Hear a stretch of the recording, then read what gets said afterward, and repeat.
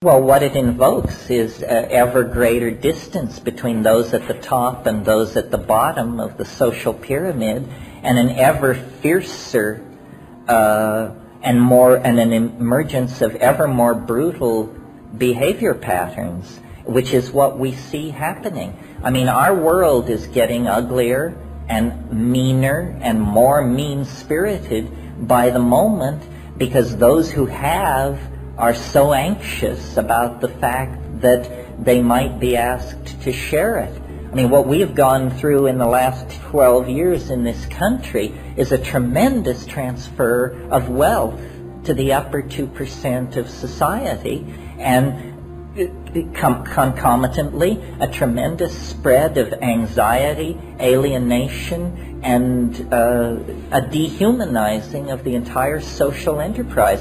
I mean, if we don't get hold of ourselves, the next century, most of the world is going to be a toxic desert, and then here and there will be very well-defended pleasure domes in which a very small number of incredibly wealthy people will live out lives of utterly self-indulgent hedonistic fantasy in denial of the moral catastrophe that they participated in order to achieve that hedonic state of isolation. I mean, that's clearly happening. Metaphorically, that's what we have already. I mean, not to freak you out, but that's where we're sitting right now, you know? I mean, compared to Bosnia and Haiti and Somalia. Well, neither create defensiveness except in the presence of the ego. In other words, what we have to do is teach people to care for each other as a primary value, not something you do after, you know, you pay for your Mercedes and all that, but as the primary value. We have to have community. It's very simple. We don't have community. We have a free-for-all where the devil takes the hindmost, the most brutal and ruthless among us rise to the top, and everybody else has a foot on their neck. We are now in a hell of a fix because we've waited so long to address these problems.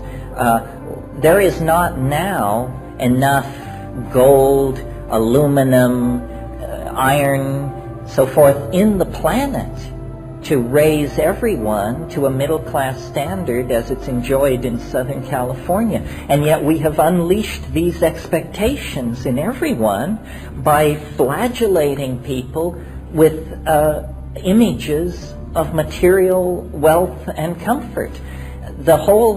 We must re-empower the individual and the quality of individual experience. In other words, you have to convince somebody that you are a richer person on 5 grams of psilocybin than you are if you live in a $5 million house and are spending $50,000 a year on psychotherapy because you're miserable, you see.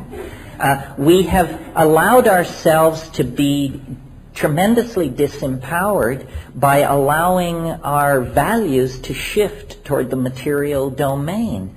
You can't take it with you, folks.